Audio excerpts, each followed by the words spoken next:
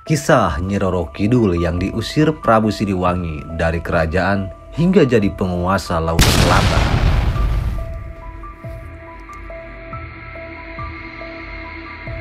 Prabu Siliwangi yang merupakan Raja Agung pemimpin kerajaan Sunda Pajajaran yang bercorak Hindu. Ia memiliki seorang anak perempuan cantik jelita bernama Putri Kandita yang kemudian dikenal dengan sebutan Nyi Roro Kidul, penguasa pantai selatan yang sakti seantero jagat lautan. Dikisahkan dalam legenda bahwa Putri Kandita yang cantik bak bidadari tinggal di kerajaan Pakuan Pajajaran di Pulau Jawa wilayah barat.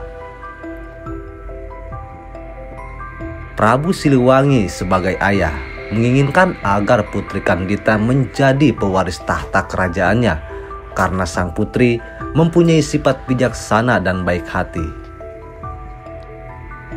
Namun Dewi Mutiara dan para selir raja menolak mentah-mentah keinginan tersebut, yang menyebabkan mereka membuat rencana jahat agar bisa menyingkirkan Putri Kandita sebagai pewaris tahta kerajaan Sunda Pajajaran. Dengan licik, mereka meminta bantuan seorang penyihir yang menguasai ilmu hitam. Penyihir tersebut tinggal di sebuah daerah terpencil. Mereka meminta agar penyihir tersebut menyihir Putri Kandita dan ibunya, supaya keduanya menderita penyakit kusta. Alhasil, sihir tersebut berhasil membuat kulit Putri Kandita dan ibunya dipenuhi borok, sehingga mengeluarkan bau yang tidak sedap. Tentu saja Prabu Siliwangi ingin putri dan istrinya sembuh. Akhirnya Prabu Siliwangi memanggil tabib istana agar mengobati keduanya. Namun penyakit tersebut tak kunjung sembuh karena kondisi sang permaisuri yang sudah tua. Ia pun tak sanggup melawan sihir dan menyebabkan ia meninggal. Sementara Putri Kandita masih bertahan dengan kondisinya yang semakin parah. Tak puas dengan hal tersebut, para selir kembali membuat rencana jahat dengan menghasut Prabu Siliwangi agar mengusir Putri Kandita dari kerajaan dengan alasan takut tertular penyakit yang diderita Putri Kandita. Namun sangat disayangkan, Prabu Siliwangi terhasut dan menyetujui usulan tersebut. Mendengar hal tersebut, tentu saja Putri Kandita merasa sakit hati. Ia pun akhirnya berlari hingga meninggalkan kerajaan Sunda Pajajaran. Tak tahu hendak kemana, ia terus berlari tanpa tujuan hingga berhari-hari. Hingga akhirnya ia pun sampai di pesisir pantai selatan Pulau Jawa. Karena kelelahan berlari beberapa hari, Putri Kandita memutuskan untuk beristirahat di salah satu batu karang di sekitar pantai selatan.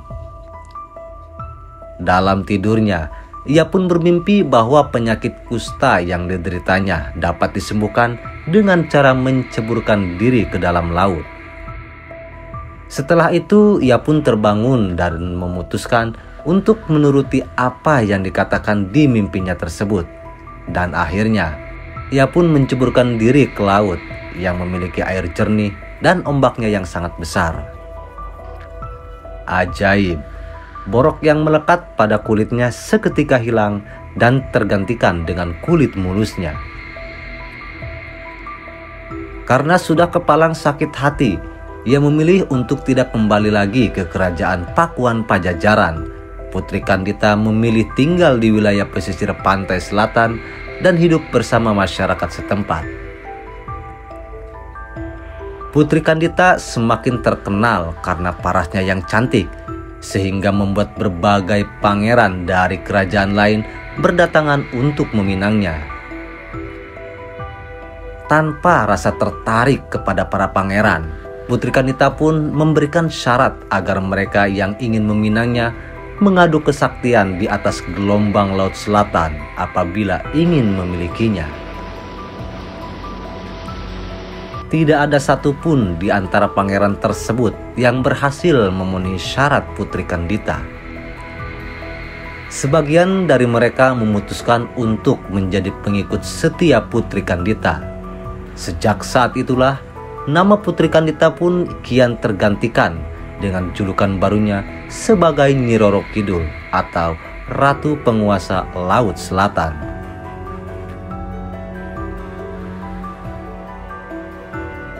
Meski diketahui bahwa Nyi Roro Kidul merupakan Putri Kandita yang tak lain putri dari sang penguasa raja kerajaan Pajajaran, Prabu Siliwangi. Namun terdapat banyak versi lain yang menceritakan asal-usul legenda Nyi Roro Kidul dengan penggambaran yang berbeda.